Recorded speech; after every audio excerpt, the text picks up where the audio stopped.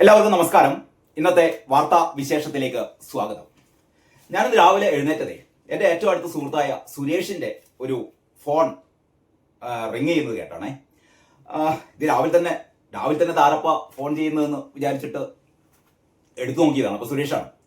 അപ്പൊ സുരേഷ് എടുത്ത ഉടനെ എന്നോട് ചോദിച്ചത്, അല്ല നീ ദേശാഭിമാനി കണ്ടില്ലേ? ഞാൻ പറഞ്ഞ ഞാൻ ഉറക്കത്തിലാണ്, എഴുന്നേൽക്കുന്നേ ഉള്ളൂ, പത്രം നോക്കിയിട്ടില്ല. മോനെ ഭയങ്കര കോമഡിയാണ് ആ ദേശാഭിമാനി പത്രം നോക്ക് എന്ന് പറഞ്ഞ് സുരേഷ് ഫോൺ താഴെ വെച്ചു. എന്താണ് ഇപ്പൊ ദേശാഭിമാനിയിൽ ഇത്ര വലിയ കോമഡി?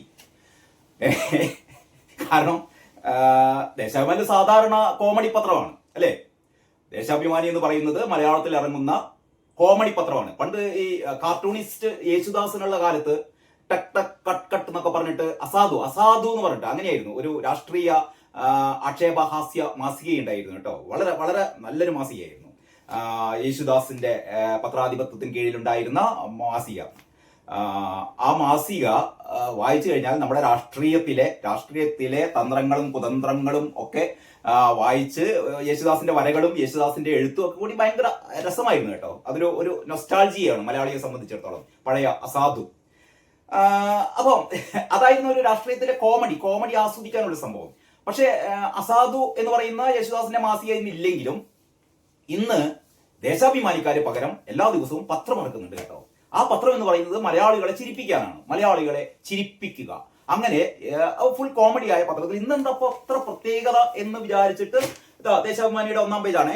ദേശാഭിമാനിയുടെ 1-ാം പേജ് കണ്ടാൽ ആരായാലും ചിരിച്ച് കരച്ചിലാണോ വരുന്നത്? ചില ആൾക്കാർക്ക് കരച്ചിൽ വരും കേട്ടോ. ചില ആൾക്കാർക്ക് കരച്ചിൽ വരും. കാരണം ചിരിയും കരച്ചിലും രണ്ട് വിഭിന്ന ധ്രുവങ്ങളിലാണെങ്കിലും ചിലപ്പോൾ ചിരിക്ക് പകരം കരച്ചിൽ വരും. അതാണ് ചിരിച്ച് കരഞ്ഞു പോകുക, ചിരിച്ച് കരഞ്ഞു പോകുക എന്നുള്ള പ്രയോഗം അങ്ങനെയാണല്ലോ. ഇതാ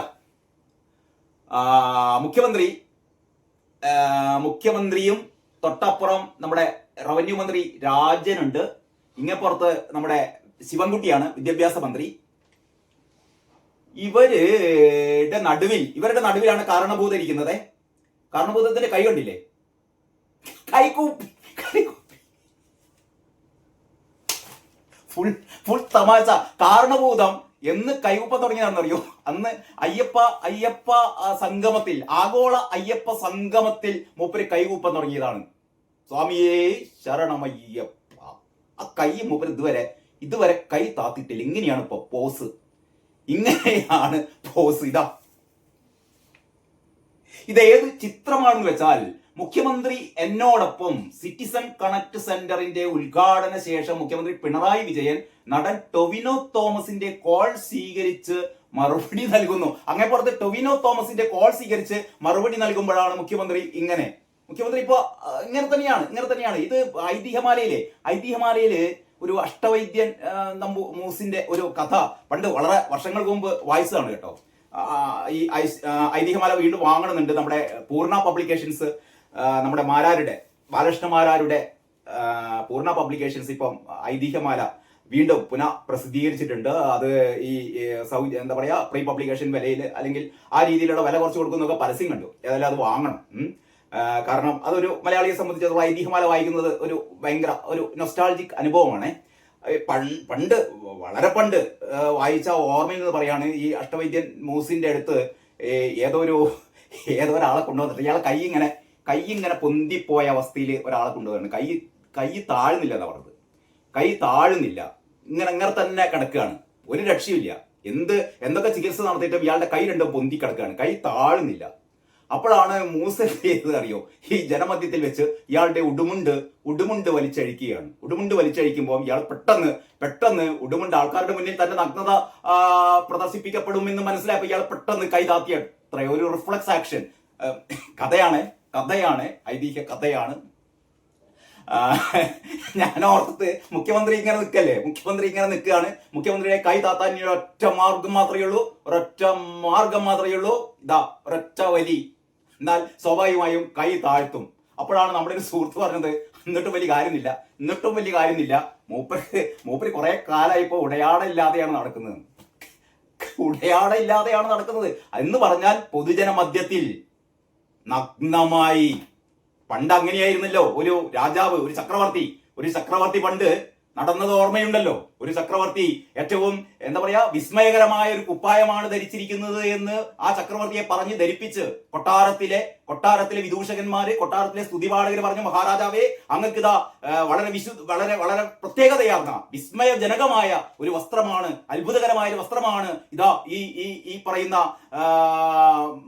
ഒരു പ്രത്യേക തയ്യൽക്കാരൻ വന്ന് തുന്നിക്കൊടുത്തു, അതുകൊണ്ട് ഈ വസ്ത്രം ധരിക്കൂ എന്ന് പറഞ്ഞിട്ട് ചക്രവർത്തി ആ വസ്ത്രം ധരിച്ചപ്പോൾ ചക്രവർത്തി വസ്ത്രം കാണുന്നില്ല. അപ്പം പറഞ്ഞു നോബിൾ ബ്ലഡ് ഉള്ള ആൾക്കാർക്ക് മാത്രമേ കാണാൻ പറ്റുള്ളൂ എന്നാണ് പറഞ്ഞത്. നോബിൾ ബ്ലഡ് വേണം, രാജകീയ രക്തം വേണം, രാജകീയ രക്തമുള്ള ആൾക്കാർക്ക് മാത്രമേ ഈ വസ്ത്രം കാണാൻ പറ്റുള്ളൂ. അപ്പം ചക്രവർത്തി തനിക്ക് രാജകീയ രക്തമില്ല എന്ന് പറയാൻ പറ്റില്ലല്ലോ. അങ്ങനെ ഒരു വസ്ത്രം ഇടുന്നതായി അഭിനയിച്ചുകൊണ്ട് രാജാവിനെ നഗ്നനായി തെരുവീതിയിലൂടെ നടത്തിപ്പിക്കുകയാണ്. അങ്ങനെ രാജാവ് ഉടുതുണിയില്ലാതെ നടക്കുമ്പോൾ എല്ലാ ആൾക്കാരും കൈയടിച്ച് പ്രോത്സാഹിപ്പിക്കുകയാണ്. കാരണം രാജാവിനെതിരെ മിണ്ടിയാൽ തലപോകും. അപ്പോൾ രാജാവിന്റെ മുന്നിൽ തന്നെ അനൗൺസ്മെന്റ് വാഹനം ഉണ്ട് കേട്ടോ. ഇതാ നമ്മുടെ തിരുമനസ് ചക്രവർത്തി ഇതാ വരികയാണ്. ചക്രവർത്തിയുടെ മനോഹരമായ ഒരു കുപ്പായമുണ്ട്, മനോഹരമായ വസ്ത്രമണിഞ്ഞുകൊണ്ട് രാജാവ് വരികയാണ്. ഈ വസ്ത്രം നോബിൾ ബ്ലഡ് ഉള്ള ആൾക്കാർക്ക് മാത്രമേ, കുലീനമായ രക്തമുള്ളവർക്ക് മാത്രമേ കാണാൻ പറ്റുകയുള്ളൂ എന്ന് പറഞ്ഞിട്ട് അനൗൺസ്മെന്റ് വാഹനം മുന്നിൽ പോകുന്നു. പിന്നാലെ ഈ ചക്രവർത്തിയുടെ രഥം വരുന്നു. അതിലിതാ ചക്രവർത്തി നഗ്നനായി ഇങ്ങനെ പോവുകയാണ്. എല്ലാവരും കൈയടിക്കുന്നു. എന്നിട്ട് പരസ്പരം പറയുന്നു, ഓ എന്തൊരു മനോഹരമായ വസ്ത്രമാണ്, എന്തൊരു അത്ഭുതകരമായ വസ്ത്രമാണ്, ഞങ്ങൾ ഇതേവരെ ഇങ്ങനെ ഒരു വസ്ത്രം കണ്ടിട്ടില്ലെന്ന് പറയുമ്പോഴാണ് ഒരു കുരുത്തം കെട്ട ചക്കൻ വിളിച്ച് പറഞ്ഞത്, അയ്യയ്യേ രാജാവിത ഒരു വസ്ത്രവും ധരിക്കാതെ നഗ്നനായി പോകുന്നേ അയ്യയ്യേ എന്ന് ഒരു വികൃതി ചക്കൻ വിളിച്ചു പറഞ്ഞു. നമ്മുടെ നാട്ടിൽ അത്തരത്തിൽപ്പെട്ട ഒരു വികൃതി ചക്കൻ ഇല്ലല്ലോ എന്നത് മാത്രമാണ് നമ്മളെ ഇപ്പോൾ വിഷമിപ്പിക്കുന്നത് കേട്ടോ. നമ്മളെ വിഷമിപ്പിക്കുന്നത് അതാണ്. നഗ്നനായാണ് നടക്കുന്നത് തമ്പുരാനെ, ഒരു വസ്ത്രമെങ്കിലും ഒരു കീറ തുണിയെങ്കിലും ചുറ്റ് എന്ന് പറയാൻ, സത്യം വിളിച്ചു പറയാൻ ചങ്കൂറ്റമുള്ള ഒരു കുട്ടി എന്ന് പിറക്കുന്നോ അന്ന് ഈ നാട് നന്നാകും. ഞാൻ ആ ചിത്രം ഒരിക്കൽ കൂടി കാണിക്കാം. അതായത് ഈ ഇലക്ഷന് ഇനി ആകെ 7-8 മാസം ബാക്കി നിൽക്കെയാണ് കാരണബോധത്തിന് തോന്നുന്നത് ജനങ്ങൾക്ക് മുഴുവനും പരാതികളാണ്. ആ പരാതികളൊക്കെ അവന്റെ പരിഹരിക്കാം. മൂപ്പര 9 വർഷത്തെ തുടർഭരണമൊക്കെ കിട്ടിയിട്ട് 9 വർഷം ഭരിച്ചപ്പോ ഇപ്പോഴാണ് മൂപ്പർക്ക് ബോധ്യമാവുന്നത് ജനങ്ങൾക്ക് മുഴുവൻ പരാതികളാണ്. ആ പരാതികളൊക്കെ എന്ത് ചെയ്യണം, പരിഹരിക്കണം. അതിനു വേണ്ടിയിട്ട് മൂപ്പര് ഒരു പ്രത്യേക സംവിധാനം ഒരുക്കിയതാണ്. എപ്പോൾ വേണമെങ്കിൽ ഫോൺ ചെയ്യാം, എപ്പോൾ വേണമെങ്കിൽ ബന്ധപ്പെടാം, മുഖ്യമന്ത്രിയോട് നേരിട്ട് സംസാരിക്കാം. ആഹാ, എന്തൊരു ഭയങ്കര സംഭവം അല്ലേ ഇത്. 2 വർഷം മുമ്പേ ഇവിടെ എന്താ പറയാ ഒരു കോടി രൂപയുടെ ബസ്സിൽ മന്ത്രി പുങ്കവന്മാരൊക്കെ നാട് നീളെ ഒരു യാത്ര നടത്തിയിരുന്നല്ലോ അല്ലെ. എന്തിനായിരുന്നു ആ യാത്ര? ജനങ്ങളുടെ പരാതികൾ നേരിട്ട് കേൾക്കാൻ, ജനങ്ങളിൽ നിന്ന് പരാതികൾ സ്വീകരിക്കാൻ. കിട്ടിയ പരാതികളുടെ എണ്ണത്തോടെയാണെന്നറിയോ? 6 ലക്ഷത്തിലേറെ, ഏതാണ്ട് 7 ലക്ഷത്തിനടുത്ത് പരാതികളാണ് അന്ന് ഈ പറയുന്ന കാരണഭൂതത്തിന് കിട്ടിയത്. അതിൽ എത്ര പരാതി പരിഹരിച്ചു? വി ഡി സതീശ ധൈര്യമുണ്ടോ ചോദിക്കാൻ? കാരണഭൂതമേ, എത്ര പരാതി നിങ്ങൾ പരിഹരിച്ചു? ഇത് എനിക്ക് തോന്നുന്നു ഏതാനും മാസങ്ങൾക്ക് മുമ്പ് മീഡിയ വണ്ണിൽ ഒരു റിപ്പോർട്ട് വന്നിരുന്നു. മലപ്പുറത്ത് ഏതോ ഒരാൾ വിവരാവകാശ രേഖ അനുസരിച്ച് ചോദിച്ചതാണ്. അന്ന് പറഞ്ഞത് 7.89% പരാതികൾ മാത്രമാണ് പരിഹരിച്ചതെന്നാണ്. ഏതാണ്ട് 67,000 പരാതികളാണ് പരിഹരിച്ചത്. 6 ലക്ഷത്തി ചില്ലാൻ എന്ന് പറഞ്ഞാൽ 7 ലക്ഷത്തിനടുത്ത് പരാതികൾ കിട്ടിയപ്പോൾ അതിലൊരു 7 സംതിങ് അത്രയും ശതമാനം പരാതികൾ മാത്രമാണ് പരിഹരിച്ചത് എന്ന് പറഞ്ഞാൽ ബാക്കി പരാതികളൊക്കെ പോയി, ഒന്നും ഗൗനിച്ചില്ല എന്ന് പറഞ്ഞാൽ കൺകെട്ട് നാടകം, ആളപ്പറ്റിക്കൽ പരിപാടി എന്ന് നടത്തി. നവകേരള സദസ്സിൽ നവകേരള ബസ് ഉപയോഗിച്ച് നടത്തി. എന്ത് കിട്ടി? എന്ത് ലാഭം കിട്ടി? കുറെ യൂത്ത് കോൺഗ്രസുകാരുടെ തലമണ്ട പൊട്ടി അല്ലെ. അതിൽ കൂടുതൽ എന്ത് കിട്ടി? ഇപ്പോഴതാ വേറൊരു തട്ടിപ്പ് നാടകം. അങ്ങനെയാണെങ്കിൽ വലിയ പരാതികളൊന്നും ഉണ്ടാവില്ലല്ലോ. പരാതികൾ മുഴുവനും പരിഹരിച്ചു കഴിഞ്ഞല്ലോ. പരിഹരിച്ചു കഴിഞ്ഞില്ല എന്ന് കാരണബോധത്തിന് തന്നെ അറിയാം. അന്ന് നടത്തിയത് പൊറാട്ട് പരിപാടിയായിരുന്നു, തട്ടിപ്പ് പരിപാടിയായിരുന്നു എന്ന് ഈ കാരണബോധത്തിന് തന്നെ അറിയാം. വീണ്ടും ഇതാ തട്ടിപ്പ് പരിപാടിയായി ഇറങ്ങിയിരിക്കുന്നു. ഉളുപ്പില്ലാതെ തമാശ, ഫുൾ കോമഡി. എന്നിട്ട് കൈ ഇങ്ങനെ കൂപ്പി. ടൊവീനോ ആണ് ഏറ്റവും വലിയ രസം. ഇത് ഉദ്ഘാടനമാണ്. അതായത് മുഖ്യമന്ത്രി, ഞാൻ ആ വാർത്ത ഇങ്ങനെയാണ്, നമ്പർ കൊടുത്തിട്ടുണ്ട്, എല്ലാവരും നോട്ട് ചെയ്ത് നോക്കണേ. വിളിക്കൂ 1800 1800 1800 425 425 6789 6789. ഇത് ഒറ്റയടിക്കൊന്നും നമ്മുടെ മനസ്സിൽ നിൽക്കൂല കേട്ടോ. കാരണം നിൽക്കരുത്. കാരണം എന്ന് പറഞ്ഞാൽ വിളിച്ചിട്ട് വലിയ കാര്യമൊന്നുമില്ല. സാധാരണ ഇത്തരത്തിലുള്ള നമ്പറുകളിലൊക്കെ നമ്മളെ പെട്ടെന്ന് അല്ലെ 100, 101, 102 എന്നൊക്കെ പറയുന്ന നമ്പറുകൾ ഉണ്ടല്ലോ. അതേപോലെ പെട്ടെന്ന് ഏത് അത്യാഹിത സന്ദർഭങ്ങളിലും നമുക്ക് ഒരു കൈ സഹായത്തിന് വേണ്ടി വിളിക്കാവുന്ന നമ്പറുകളാണ്. പക്ഷെ കാരണഭൂതത്തെ വിളിക്കാൻ നിങ്ങൾക്ക് 1800, 425, 67, 89 എത്രമാത്രം എന്താ പറയാ ആവർത്തിച്ചാൽ നിങ്ങളെ മനസ്സിൽ നിൽക്കില്ല കേട്ടോ. അതുകൊണ്ട് എഴുതി വെക്കുക. എവിടെയെങ്കിലും എഴുതി വെക്കുക. കലണ്ടറിലൊക്കെ വലുതാക്കി എഴുതി വെച്ചോ. 1800 425 6789. ദാ വിളിക്കൂ എന്നാണ് ദേശാഭിമാനിക്കാരൻ പറയുന്നത്. മറുപടി പറയാൻ സർക്കാരുണ്ട്. മറുപടി പറയാൻ സർക്കാരുണ്ട്. വേണം ഇപ്പം തന്നെ തുടങ്ങിക്കോ. മറുപടി പറയാൻ സർക്കാരുണ്ട്. ഈ വാർത്ത പറയുന്നത് പറയൂ കേൾക്കാൻ ഇവിടെ സർക്കാരുണ്ട് എന്ന ഉറപ്പ് നൽകി മുഖ്യമന്ത്രി എന്നോടൊപ്പം. അങ്ങനെയാണ് ഈ പരിപാടിയുടെ പേര്. ഈ ഒരു പ്രക്രിയയുടെ പേര് മുഖ്യമന്ത്രി എന്നോടൊപ്പം എന്നാണ്. മുഖ്യമന്ത്രി എന്നോടൊപ്പം സിറ്റിസൺ കണക്ട് സെന്റർ സംസ്ഥാനത്ത് പ്രവർത്തനം തുടങ്ങി. പൊതുജനങ്ങൾക്ക് ഇനി പരാതികളും അഭിപ്രായങ്ങളും മുഖ്യമന്ത്രിയോട് നേരിട്ട് പറയാം. എന്തൊരു സൗകര്യല്ലേ ജനങ്ങൾക്ക് ആകെ. മുഖ്യമന്ത്രിയോട് നിങ്ങൾക്ക് എന്ത് പ്രശ്നമുണ്ടെങ്കിലും നിങ്ങൾ ഈ പറയുന്ന നമ്പറിൽ ഒന്ന് വിളിക്കൂ. അങ്ങേപ്പുറത്ത് കാരണഭൂതം ഫോൺ എടുക്കും. ഹലോ, എന്താ പ്രശ്നം പറയൂ. എനിക്ക് പെട്ടെന്ന് ഓർമ്മ വരുന്നതേ പണ്ട് നായനാര്. ഇപ്പോഴും നിങ്ങളുടെയൊക്കെ മനസ്സിലുണ്ടാവും കേട്ടോ. മുഖ്യമന്ത്രിയോട് ചോദിക്കാം അല്ലെ, മുഖ്യമന്ത്രിയോട് ചോദിക്കാം എന്ന ഏഷ്യാനെറ്റില് ആഴ്ചകളിൽ ഒരിക്കൽ എന്നാണ് എന്റെ ഓർമ്മ. മുഖ്യമന്ത്രി നായനാരെത്തുമായിരുന്നു. ഒരു പക്ഷേ കാത്തിരുന്ന ആൾക്കാർ കണ്ട് ആസ്വദിച്ചിരുന്നത് അക്കാലത്ത് ഈ ഒരു പരിപാടിയായിരുന്നിട്ട് ഇപ്പോഴും എന്റെ മനസ്സിലുണ്ട്. ഒരാള് വിളിക്കാന്നേ എന്താ പറയാ ഈ കാസർഗോഡ് ചെറുവത്തൂർ എന്നുള്ള ഒരു വിളിയാണ്. വത്സരാജ് എന്ന് പറയുന്ന ആളാ വിളിക്കുന്നത്. അപ്പൊ ആരാടോ വത്സരാജാണ് സാർ. ആര് വത്സലയോ ആരാ ചോദിക്കാണ്. ആര് മൂപ്പർക്ക് മനസ്സിലാക്കിയെന്ന് വത്സരാജെന്ന് എന്ന് പറഞ്ഞാൽ തമാശയാണ്, ഫുൾ കോമഡിയാണ്. പക്ഷെ ഈ കോമഡി ആണെങ്കിലും ജനങ്ങൾ മുഴുവൻ ഇത് ആസ്വദിക്കുന്നു. ഈ പറയുന്ന പരാതിക്കാരനും ആസ്വദിക്കുന്നു കേട്ടോ. ആരോടോ വത്സലയല്ല സാർ, വത്സരാജ്. വത്സരാജെ പറയടോ എവിടുന്നാണ്? ചെറുവത്തൂർ വത്സരാജ് ഉണ്ടോ? ഇങ്ങനെ എന്ന് പറഞ്ഞാൽ ഹൃദയത്തോട് പരാതി പറയുന്ന ആൾക്കാരെ തന്റെ ഹൃദയത്തിലേക്ക് ആവാഹിച്ചുകൊണ്ട് നടത്തുന്ന ഏറ്റവും സരസമായ ഒരു പരിപാടി കേട്ടോ. കണ്ട നമ്മൾ ഒരിക്കലും മറക്കില്ല. ഇപ്പതാ ഏഷ്യാനെറ്റ് 30 വർഷത്തിലേക്ക് പ്രവേശിക്കുന്ന വേളയിൽ ഏഷ്യാനെറ്റ് അത് വീണ്ടും സംപ്രേഷണം ചെയ്യുന്നുണ്ട് കേട്ടോ. നായനാരുടെ ആ പഴയ ഇത്തരത്തിലുള്ള ഈ ഫോൺ ഇൻ പ്രോഗ്രാം. അതില് ചില ആളുകള് പരാതി പറയാനല്ല നായനാർ വിളിക്കുക. സാറ് ഇപ്പം മരുന്നൊക്കെ കഴിക്കുന്നുണ്ടോ? സാറിന്റെ ആരോഗ്യം എങ്ങനെ എന്ന് പറഞ്ഞാൽ നമ്മുടെ വീട്ടിലൊരു അംഗത്തെ പോലെയാണ് നായനാർ എന്ന് പറയുന്ന മുഖ്യമന്ത്രിയോട് അക്കാലത്ത് ജനങ്ങൾ ഇടപെട്ടിരുന്നു കേട്ടോ. അതൊരു സംഭവമായിരുന്നു അത്. കാരണഭൂതം ഇപ്പൊ നായനാർ അനുകരിക്കണം ഒന്ന് ആലോചിച്ച് നോക്കിയാട്ടെ. കാരണഭൂത കടക്ക് പുറത്ത് അമ്മായിരി ഡയലോഗൊന്നും വേണ്ട. നികൃഷ്ടജീവി പരനാറി എന്നൊക്കെ പറയുന്ന മൂപ്പര സ്റ്റൈലൊക്കെ ഉപേക്ഷിച്ച് ഇപ്പൊ നായനാരെ അനുകരിക്കുന്നു. എന്റെ കാരണഭൂതമേ, നായനാരെ അനുകരിക്കാൻ നിങ്ങൾക്ക് ആവില്ല. വെറുതെ എന്തിനാ വേഷം കെട്ടുന്നത്? അപ്പം ഏതായാലും നമ്മളെ സുരേഷ് പറഞ്ഞ പോലെ ഈ ഫുൾ കോമഡി മുഖ്യമന്ത്രി ഇങ്ങനെ ഇരിക്കുകയാണ്. ആദ്യത്തെ കോൾ വന്നത് ആരെന്താണെന്ന് അറിയോ? അതാണ് വേറെ തമാശ. നമ്മൾ ഇത്തരത്തിലുള്ള ഒരു പരിപാടി ആരംഭിക്കുകയാണെങ്കിൽ, സർക്കാർ ഇങ്ങനെ ഒരു പരിപാടി ആരംഭിക്കുകയാണെങ്കിൽ ആദ്യത്തെ വിളി വരേണ്ടത് സംസ്ഥാനത്ത് ഏറ്റവും കൂടുതൽ എന്താ പറയാ അവശത അനുഭവിക്കുന്ന, അല്ലെങ്കിൽ നിരവധി തവണ പരാതിപ്പെട്ടിട്ടും പരാതി പരിഹരിക്കപ്പെടാതെ കിടക്കുന്ന ഒരു മനുഷ്യൻ, ഏറ്റവും ദുർബലനായ ഒരു മനുഷ്യൻ മുഖ്യമന്ത്രി വിളിക്കുന്നു. അപ്പോൾ മുഖ്യമന്ത്രി ഫോൺ എടുക്കുന്നു, അയാളുടെ പരാതി ആ നിമിഷം പരിഹരിച്ചു കൊടുക്കുന്നു. എന്ത് സുഖമായിരുന്നു അല്ലേ? അങ്ങനെയാണെങ്കിൽ നമ്മൾ ആകെ കയ്യടിച്ചു പോകില്ലേ? പക്ഷെ വിളിക്കുന്ന ആരാണെന്ന് അറിയോ? ടൊവിനോ എന്ന പേരുള്ള കേരളത്തിലെ അതിദരിദ്രനായ ഒരു മനുഷ്യൻ മുഖ്യമന്ത്രിയെ വിളിക്കുകയാണ് കേട്ടോ. അപ്പൊ ഇയാളുടെ പരാതി എന്ന് പറഞ്ഞാൽ ഇയാൾക്കൊരു റേഷൻ കാർഡ് ഇല്ല, അതുകൊണ്ട് അരി വാങ്ങാൻ പറ്റുന്നില്ല, മണ്ണെണ്ണ വാങ്ങാൻ പറ്റുന്നില്ല, ഇയാളെ വീട് എന്ന് പറഞ്ഞ സാധനം ഇല്ല, ആകെ ചോർന്നിരിക്കുന്ന സംഭവമാണ്. സാറേ എനിക്ക് വീടില്ല, റേഷൻ കാർഡില്ല എന്നൊക്കെ പറയുമ്പോൾ പിണറായി ഇത് കേട്ടോ, ടൊവിനോ ആണല്ലേ, ടൊവിനോക്ക് റേഷൻ കാർഡില്ല, അരി വാങ്ങാൻ പറ്റുന്നില്ല, മണ്ണെണ്ണ വാങ്ങാൻ പറ്റുന്നില്ല, വീടുമില്ല അല്ലേ?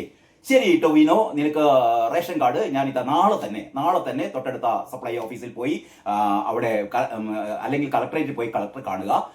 നിന്റെ ഈ കാർഡ് റേഷൻ കാർഡ് ഉടൻ ശരിയാവും. പിന്നെ വീട് ഈ ലൈഫ് പദ്ധതിയിൽ അപേക്ഷിച്ചിട്ടുണ്ടോ? അപേക്ഷിച്ചിട്ടുണ്ടല്ലേ? അത് ഒരു കാര്യം ചെയ്യാം, നമുക്ക് എത്രയും പെട്ടെന്ന് തന്നെ വീട് നമുക്ക് ഒരു മാസത്തിനുള്ളിൽ തന്നെ അപ്പൊ ഒരു പക്ഷേ ടൊവിനോ ചോദിച്ചേക്കും, സാറേ ഈ മറ്റേ വയനാട്ടില് ഒരു കൊല്ലായിട്ടും വീടൊന്നും കെട്ടിക്കൊടുത്തില്ലല്ലോ, അപ്പൊ എനിക്ക് ഒരാഴ്ച കൊണ്ടാവോ? അപ്പൊ മുഖ്യമന്ത്രി പറഞ്ഞു, അമ്മായിയുടെ ഡയലോഗൊന്നും വേണ്ട ടൊവിനോ കേട്ടോ. ഞാൻ ഭാവനയിൽ പറഞ്ഞതാണ്. സിനിമാ നടൻ ടൊവിനോ ആണ് മുഖ്യമന്ത്രിയെ ആദ്യം വിളിച്ചത്. ഈ അന്തംഗമികൾക്ക് വിവരമില്ല എന്ന് പറഞ്ഞാൽ ഒരു സാധനം തട്ടിപ്പായിക്കോട്ടെ, നമ്മൾ കോമഡി ആയിക്കോട്ടെ, ഒരു തട്ടിപ്പ് പരിപാടി നടക്കുമ്പോൾ തന്നെ അതിനൊരു എന്താ പറയാ, അതിനൊരു ഗൗരവം വേണ്ടടോ. ആരത് ഇതൊക്കെ സ്ക്രിപ്റ്റ് ഒക്കെ എഴുതി കൊടുക്കുന്നത്? ആദ്യം ടൊവിനെ കൊണ്ടാണ് വിളിപ്പിക്കേണ്ടത്. ഞാൻ ചോദിക്കട്ടെ, ഇവിടെ അവശരായി കിടക്കുന്ന എത്ര ആൾക്കാരുണ്ട്? ഒന്ന് കോഴിക്കോട്, ഞാനൊരു കോഴിക്കോട്ടുകാരനാണ്, അതുകൊണ്ടാണ് ഞാൻ പറയുന്നത്. കോഴിക്കോട്ട് ഐസിയുവില് ബലാത്സംഗത്തിനിരയായ ഒരു പാവം സ്ത്രീയുണ്ട് കേട്ടോ. അവര് ആരോഗ്യമന്ത്രിയോട് പരാതിപ്പെട്ടിട്ടും വീണ ജോർജിനോട് പരാതിപ്പെട്ടിട്ടും ഒരു കാര്യം സംഭവിച്ചില്ല. അവർക്കെതിരെ ഈ പ്രതികൾ മുഴുവനും രക്ഷപ്പെട്ടു കഴിഞ്ഞു. ഇവർക്ക് ന്യായമായ ഒരു നീതിയും ലഭിച്ചിട്ടില്ല. ഐസിയുവില്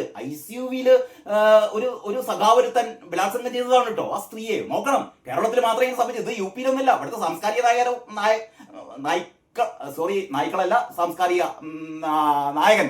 സാംസ്കാരിക നായകന്മാർ ഒക്കെ വായിൽ പടം തിരിയിരിക്കുകയായിരുന്നു കേട്ടോ. മറ്റൊന്ന് ഹർഷീനെ അറിയാലോ. മെഡിക്കൽ കോളേജിൽ വെച്ച് ശസ്ത്രക്രിയ ചെയ്തപ്പോഴേ വയറ്റിനുള്ളിൽ കത്രയെ ഒടുങ്ങിപ്പോയ ഹർഷീന വർഷങ്ങളായി വീണ ജോർജിന്റെ മുന്നിൽ പരാതിയുമായി എത്തുന്നു. നഷ്ടപരിഹാരം വേണം, വേദന സഹിച്ച് എത്ര നാൾ നടക്കും എന്ന് പറഞ്ഞ ആ രണ്ട് വീട്ടമ്മമാരെയാണ് എനിക്ക് പെട്ടെന്ന് ഓർമ്മ വരുന്നത്. ഐസിയുവിൽ വെച്ച് ബലാത്സംഗത്തിനിരയായ ഒരു സ്ത്രീ, മെഡിക്കൽ കോളേജിൽ ശസ്ത്രക്രിയ ചെയ്തപ്പോൾ വയറ്റിനുള്ളിൽ കത്രിയെ ഒടുങ്ങിപ്പോയ ഹർഷീന, ഇങ്ങനെ എത്ര പേർ ആശാവർക്കർമാരില്ലേ? എത്ര കാലമായി പാവങ്ങൾ സമരം ചെയ്യുന്നു. ഇതിൽ ഏതെങ്കിലും ഒരാളാണ് മുഖ്യമന്ത്രിയെ വിളിക്കുന്നത്, സാറേ സഹായിക്കണം, വയ്യ ജീവിക്കാൻ. അതിന് പകരം വിളിക്കുന്ന ആരാണെന്ന് അറിയോ? ടൊവിനോ. പുതിയ ലോക സിനിമ നിങ്ങൾ കണ്ടിട്ടുണ്ടാവും അല്ലെ? ചാത്തന്മാർ വരും. അടുത്ത ലോക 2 നായകനായി അഭിനയിച്ചുകൊണ്ടിരിക്കുന്ന ടൊവിനോ ആണ് വിളിക്കുന്നത്. അപ്പൊ ടൊവിനോയുടെ ചാത്തന്മാർ വരുന്നു എന്ന് പറയുന്ന സിനിമക്കൊരു പ്രചാരണം കൂടി നൽകുകയാണ് പിണറായി വിജയൻ. എന്റെ മോനെ, എന്താണ് ചെയ്യുക? ഇങ്ങനെയൊക്കെ കോമഡി എന്ന് പറഞ്ഞാലേ ഇതാണ് ദേശാഭിമാനിയുടെ. മറ്റു പത്രങ്ങളൊക്കെ ഈ വാർത്ത ചെറുതായിട്ട് കൊടുത്തിട്ടുണ്ട്, പക്ഷെ ഇങ്ങനെ ആഘോഷിച്ചത് ദേശാഭിമാനിയാണ്. ഏതായാലും മുഖ്യമന്ത്രിയുടെ ഈ കൂപ്പുകൈ എത്രയും പെട്ടെന്ന് താഴ്ത്താൻ ആവശ്യമായ സംവിധാനങ്ങൾ ഏതെങ്കിലും ഒരു നല്ല അഷ്ടവൈദ്യൻ മൂസൊക്കെ ഇപ്പം എന്താ പറയാ, അദ്ദേഹം ഒന്നും ജീവിച്ചിരിപ്പില്ലാത്തത് കൊണ്ട് അത്തരത്തിൽപ്പെട്ട ഏതെങ്കിലും ഒരു മഹാനായ അല്ലെങ്കിൽ ഏറ്റവും പ്രഗത്ഭനായ ഒരു ഡോക്ടറെ അടിയന്തരമായി ചികിത്സിപ്പിക്കണം. അദ്ദേഹത്തിന്റെ ഈ കൂപ്പിയ കൈ ഒന്ന് താഴ്ത്തിപ്പിക്കണം. ഇതിനാണ് ഏറ്റവും ആദ്യം ശ്രദ്ധിക്കേണ്ടത്. പിന്നെ ഈ നമ്പർ ഒരിക്കൽ കൂടി പറയാം, 1800 425 67 89 എന്ന നമ്പറിൽ വിളിച്ചു കഴിഞ്ഞാൽ നിങ്ങളുടെ ഏത് ആവശ്യങ്ങളും ആ സമയത്ത് തന്നെ പരിഹരിക്കപ്പെടും. അതോടുകൂടി കേരളം നമ്പർ 1 A+ അല്ലെ, A+ നമ്പർ 1 എന്നൊക്കെ പറയുന്ന അവസ്ഥയിലേക്ക് കേരളം നീങ്ങിക്കൊണ്ടിരിക്കുകയാണ്. മറുപടി പറയാൻ സർക്കാരുണ്ട്. എന്തൊരു ആശ്വാസം അല്ലേ, എന്തൊരു ആശ്വാസം. ഇതിൽ പറയുന്നത് 48 ഇവർ വിഷയം പരിശോധിച്ച് 48 മണിക്കൂറിനകം പരാതിക്കാരന് മറുപടി നൽകും. 48 മണിക്കൂറിനകം കേട്ടോ പരാതി മറുപടി നൽകുക. നിങ്ങൾക്ക് എന്താണ്, ഇവർ വിഷയം പരിശോധിച്ച് 48 മണിക്കൂറിനകം പരാതിക്കാരന് മറുപടി നൽകും. അത്രയേ ഉള്ളൂ. നിങ്ങൾ ത്രില്ലടിക്കണ്ട കേട്ടോ, 48 മണിക്കൂറിനകം പരാതി പരിഹരിക്കുന്നല്ല പറയുന്നത്, നിങ്ങൾക്ക് മറുപടി നൽകും. അതൊക്കെ ഒറ്റപ്പെട്ട സംഭവമാണെന്ന് പറയും. ഇത് എനിക്ക് തോന്നുന്നു മിക്കവാറും ഇത് ടേപ്പ് ചെയ്ത് വെച്ചിട്ടുണ്ടാവും. നിങ്ങൾ മറുപടി നൽകി 48 മണിക്കൂറിനകം തിരിച്ചൊരു കോൾ വരും, അതെ നിങ്ങൾ പറഞ്ഞ പരാതി കേട്ടു, അതൊരൊറ്റപ്പെട്ട സംഭവമാണ്. അത് സർക്കാരിന്റെ ശ്രദ്ധയിൽപ്പെടുത്തിയിട്ടുണ്ട്. ഓക്കെ, അപ്പോൾ വീണ്ടും ഇത്തരം കോമഡികൾ കാണുക എന്നുള്ളതാണ് ഇനി നമ്മളെ കാത്തിരിക്കുന്ന വിധി. ഇനി ഇത്തരത്തിലുള്ള ഒരുപാട് കോമഡികൾ വരാനിരിക്കുന്നു. തൽക്കാലം ഈ വീഡിയോ ഞാൻ ഇത്ര മാത്രമേ പറയുന്നുള്ളൂ. വീണ്ടും വളരെ രസകരമായ ഒരുപാട് കാര്യങ്ങളുണ്ട്. അടുത്ത വീഡിയോ നമുക്ക് ചർച്ച ചെയ്യാം. അതുവരെ എല്ലാവർക്കും നന്ദി, നമസ്കാരം.